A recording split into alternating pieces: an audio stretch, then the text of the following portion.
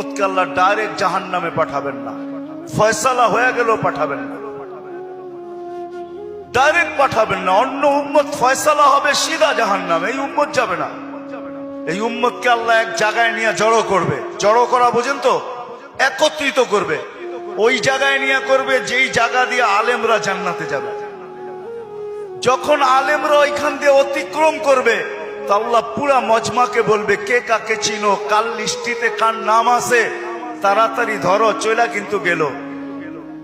তো যায়া ধরবে, হযরত আপনার লিস্টিতে তো আমার নাম আছে, আপনাকে তো আমি চিনি, মহব্বত ছিল, ভালোবাসা ছিল, আসা যাওয়া ছিল, উঠা বসা ছিল, চলাফেরা ছিল, খাওয়া লওয়া ছিল, আর শুনেও আসতেছি আপনারা সুপারিশের অধিকার পাইছেন।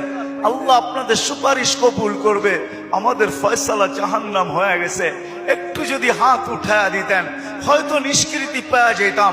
তো আলেমরা দেখবে যে ঠিক কিনা তার কথা, ওইখানে আল্লাহ প্রমাণিত করবে প্রজেক্টরের ভিতরে, দেখতে সে যা বলবে ওটা সত্যায়িত হইতে থাকবে। তারপরে আলেমরা সম্মিলিতভাবে আল্লাহকে বলবে, আল্লাহ আমরা জান্নাতে যাব না। তা আল্লাহ বলবে, কেন যাবে না?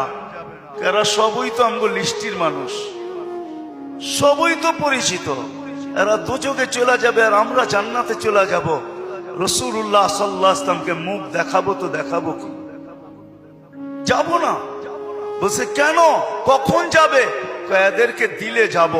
তা আল্লাহর রহমত জোশ আসবে, আল্লাহ বলবে যে যাকে চিনো নিয়ে চলে যাও, এটার নামই সুপারিশ।